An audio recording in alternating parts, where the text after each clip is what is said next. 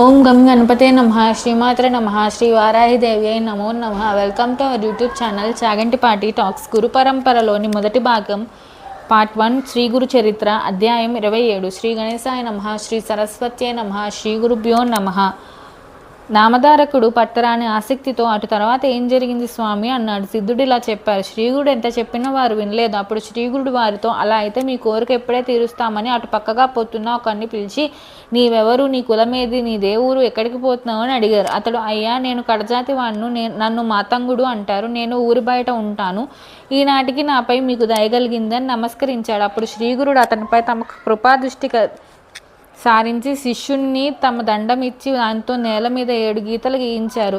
అప్పుడు ఆ చండాల మీద విభూతి చల్లి వాణ్ణి ఒక్కొక్క గీత దాటమని చెప్పారు. అప్పుడు మొదటి గీత దాటగానే ఆయన, నీవెవరు అని అడిగారు. నేను వనరక్షకుడైన బిల్లుడను అన్నాడు అతడు. రెండో గీత దాటి, నేను రావణ్ణనే కిరాతకుని అన్నాడు. మూడో గీత దాటి, నేను గాంగేయుడనే జాలర్ని అన్నాడు. 4వ గీత దాటి, శూద్రుణ్ణైన రైతుని అని. 5వ గీతను దాటి, నేను సోమదత్తున్ననే వైశ్యుణ్ణి అని. 6వ గీత దాటి, గోవర్ధన వర్మ అనే క్షత్రియుణ్ణని.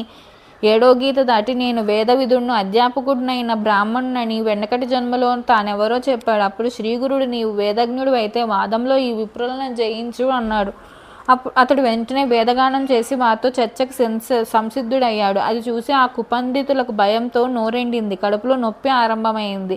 అప్పుడు వారి స్వామి పాదాలపై పడి, స్వామి, సాక్షాత్తు పరమేశ్వరులైన మిమ్మల్ని ధిక్కరించాము, బ్రాహ్మణులను దూషించాము, మాకు విద్య నేర్పిన గురువు ఆదేశం ఉల్లంఘించి మ్లేచ్చుల ఎదుట వేదం చెప్పి అతనికి సత్కారానికై ఆశపడ్డాము. మీరు సర్వసమర్థులు, మీ మహిమను తెలుసుకోవడం మా తరం కాదు, మమ్మల్ని ఉద్ధరించండి అని వేడుకున్నారు. అప్పుడు స్వామి, మీరు బ్రాహ్మణ దూషణ, ధర్మోల్లంఘన చేసి ఎందరినో బాధించారు కనుక ముందు జన్మలో బ్రహ్మరాక్షసులు అవుతారు, చేసిన కర్మ అనుభవించక తప్పదు కదా అన్నారు.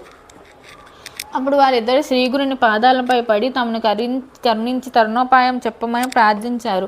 అప్పుడు స్వామి, విప్రులారా, మీకు పశ్చాత్తాపం కలిగింది కనుక మీ పాపంలో కొంత భాగం నశించింది. ఇక మీరు బ్రహ్మరాక్షసులుగా 12 సంవత్సరాలు జీవించాక ఒక బ్రాహ్మణుని వలన వేదంలో నారాయణాను వాక్యం వినడం వల్ల మీకు పిశాచత్వం తొలగి ద్విజులై సద్గతి పొందుతారు అన్నారు. వారు శ్రీగురుని వద్ద సెలవు తీసుకొని గ్రామ పొలిమేరకు చేరేసరికి వారిద్దరికి గుండె నొప్పి వచ్చింది. నదీ తీరానికి చేరేసరికి అది తీవ్రమై మరణించి రాక్షసులే 12 సంవత్సరాలు అక్కడే నివసించారు. తర్వాత అక్కడ ఒక బ్రాహ్మణుడు మంత్రం గుర్తురాక ఇబ్బంది పడుతుంటే వారితనికి ఆ నారాయణ వాకం ఉపదేశించారు. తర్వాత ఆ సద్బ్రాహ్మణుడు అది పఠిస్తుండగా విని ఆ పుణ్యఫలం వలన పాప విముక్తులయ్యారు. 7 జన్మల క్రిందట తాను వేద విధున్న స్మృతి కలిగిన అతను స్వామికి నమస్కరించి, సద్గురోత్తమ, మీరు జ్ఞానజ్యోతి స్వరూపులు, పూర్వజన్మలో వేదవిధుడైన నేను ఈ జన్మలో కడజాతి వాణ్ణి ఎలా అయ్యాను, త్రికాలగ్నులైన మీరు నాకు ఈ జన్మకు ఏ కారణం వల్ల వచ్చిందో తెలుపవలసిందని వేడుకున్నాడు. 27వ అధ్యాయం సంపూర్ణం. శ్రీ దత్తాయ గురవే నమః, శ్రీ శ్రీపాద శ్రీవల్లభాయ నమః, శ్రీ నృసింహ సరస్వత్యై నమో నమః. Please subscribe our channel. Thank you.